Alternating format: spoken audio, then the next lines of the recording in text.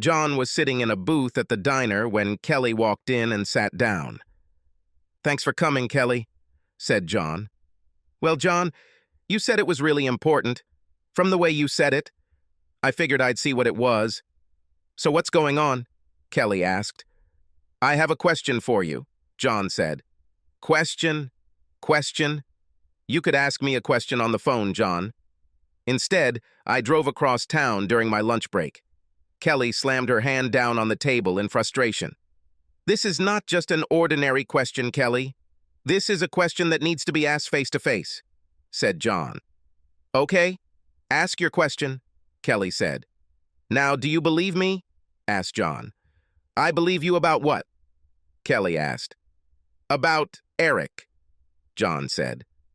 "About Eric?" "John, what the hell are you talking about?" Kelly asked. "About 3 months before we broke up, I noticed the way he looked at you and how he flirted with you. I told you I don't like it, and I told him I don't like it. You said that I was imagining everything, and you even got angry at me for not trusting you. Over the last 3 months of our relationship, things have gotten worse and worse. He openly harassed you in front of everyone, and you allowed him to do it. I told you I didn't like it, and you said you didn't believe he was doing anything wrong and got mad at me again. And then the day came when I returned home and found that you were gone. You moved out while I was at work and didn't even leave a note explaining it. I was heartbroken and confused until about a week later, when I heard that you were living with him. Then I realized what happened. So now do you believe me?" asked John. "John, Eric had nothing to do with what happened between you and me," Kelly said. "Oh, really? Then tell me, Kelly, where did I get this?" asked John. He pulled a small box out of his pocket and placed it on the table between them. Kelly was surprised to see this. She began to tremble. "What is this?" Kelly asked. "I think you know exactly what it is. I bought this a few days before I first noticed you and Eric flirting at that party. The first time I told you I didn't like it. We were so incredibly happy together. Or at least I was happy. And it seemed to me that you were happy too. When I saw him flirting with you and you told me it didn't mean anything, I put it off until I calmed down. I never had a chance to calm down. Everything just kept getting worse and worse until the day you left, Kelly. You said Eric had nothing to do with what happened between us. Then explain to me, Kelly, how I got away from wanting to give it to you. Being heartbroken and hated in just 3 months. Explain it to me, Kelly," said John. John opened the box and placed it in front of Kelly. Kelly knew what was in the box, but seeing the sparkle of a large diamond on her engagement ring completely broke her. She burst into tears. John just sat and looked at her for several minutes. "Do you believe me now, Kelly?" asked John. Kelly couldn't bring herself to answer. She simply looked at John with tears in her eyes, and then got up from the table, ran to her car, and drove away. John remained sitting at the table. He closed the ring box and put it back in his pocket. John was confused when a large man slid towards the booth that Kelly had just vacated. "Hello? What do you want here?" asked John. "I involuntarily overheard your conversation with the young lady." "You were a little harsh, don't you think?" asked Edward. "No, I didn't. We were together for 3 years. Hell, we bought a house together. A house that I now pay for myself. She never showed that she wasn't happy, until I saw her at that party, flirting with him. She let it happen, but he was the aggressor. I told her this was happening. She denied it even until the very end. Now she lives with that son of a bitch. I asked her to meet me today, to see if she would trust me now that he ruined our relationship. I wanted to show her how much I loved her and how much I wanted to be with her. The ring conveyed the message to her quite clearly. Now I hurt her as much as she hurt me," John said.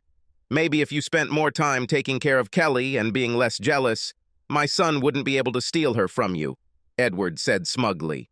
"Your son? Eric is your son?" John shouted. "Yes," said Edward. John stood up from the table, grabbed the man, pulled him to his feet, and punched him in the face as hard as he could, causing him to fall to the floor. Edward cringed and raised his hands to protect his face as John leaned down and looked into his eyes. It was because you raised a vile freak who steals other people's women, said John. John threw the money for the meal on the table and left the diner. A few hours later. On the other side of town, Eric returned home and immediately realized that something was wrong. Kelly's belongings were missing. He dialed her cell phone number. "Hello?" Kelly said. "Kelly, baby. What's going on? Where are you?" asked Eric. I can't be with you anymore, Eric," Kelly sobbed. "What? Why?" "Kelly, what you're saying makes no sense," said Eric. He was right. He was right. He was right from the very beginning." Kelly sobbed again. "Who was right?" "What are you talking about, Kelly?" asked Eric. "John, he was right. You stole me from him. I let it happen, but you stole me." "Kelly, you left him voluntarily," said Eric. "You made me agree. I shouldn't have let you get so close. John and I were happy for 3 years before you started hitting on me. He told me what you were doing. I didn't believe him. He was right." "Damn you, Eric," Kelly said. "Kelly, don't be like that. If John let this happen, that's his problem," said Eric. "No, that's my problem. He warned me. He tried to stop me. I didn't listen to him," Kelly said.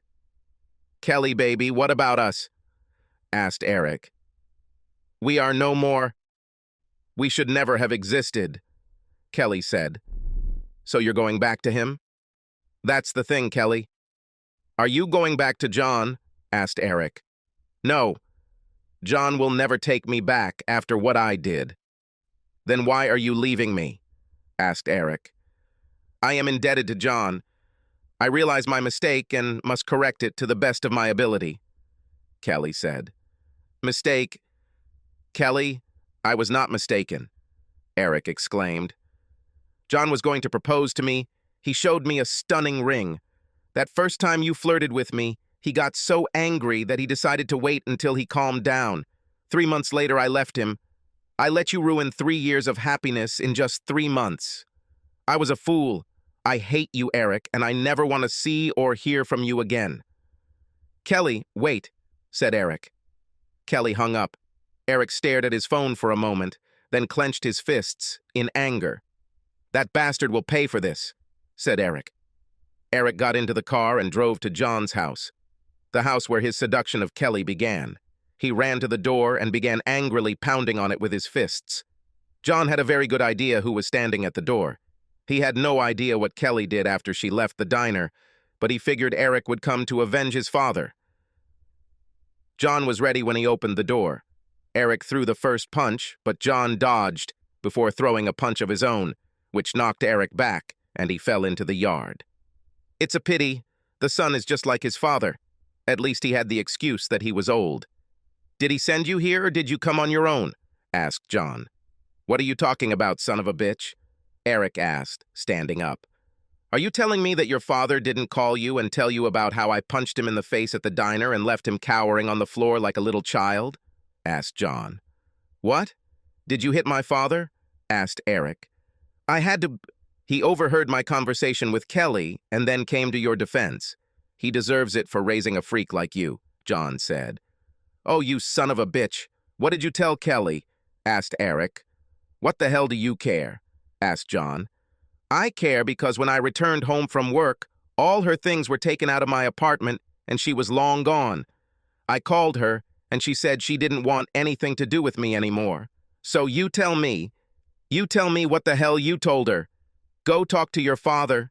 He heard the whole conversation and got off my property before I broke several of your ribs and gave you a black eye," said John. Eric looked at John and realized that coming here to challenge him to a fight was a mistake. He backed away, then turned, hurried to his car, and drove away. When John turned to go back into the house, there were tears in his eyes. "I think she finally believed me,"